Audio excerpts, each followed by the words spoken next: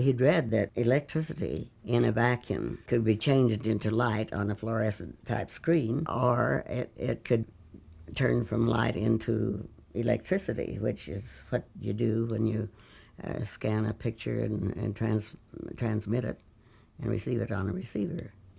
The problem was how to do this, because he had the whole idea that it could be done. And then he turned around and as he started another row and saw those even rows, it hit him like a bolt. He said, I can scan it like you read a book, one line after the other. And so this is He was how old at this time? He was 14. And what did he do when he realized that this was, or what did he say? Did he tell this to somebody immediately? Did he tell this to his father? Yes. What did he do? He was very close to his father. Mm-hmm. He and his father said, well, son, it's all right to keep your head in the clouds, but be sure your feet are firmly planted on the earth. Mm-hmm. He finished his science and all of his algebra and everything, and his science teacher came to the principal, and she said, you've got a special student here, and I think you should let him take chemistry.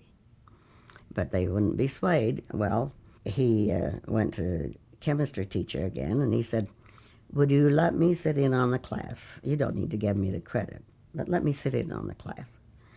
And this was Justin Tolman. And Mr. Tolman said,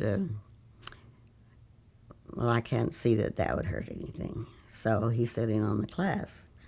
And it was only a week or two until he started to take a part in the discussions, and Tolman realized that he was getting this better than some of the seniors. Philo said, I want to tell you about my invention.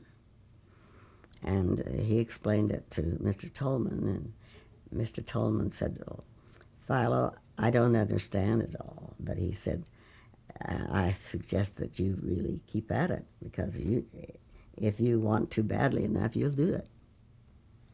And including in that, he actually drew him a diagram. He drew a sketch of his camera tube, the image dissector, on a piece of his little notebook. He always carried a little notebook in his pocket, and tore it out and gave it to Mr. Tolman. And it was this that he produced when he was interviewed about when we were having the problems with his work and in the patent office. That Mr. Tolman produced 20 years later, 30 years later. And Phil and he had no contact at all between that time. And this diagram proved what? Proved that, well, RCA said a boy of that age could not conceive of an idea so complicated as this. But here was the proof that he had.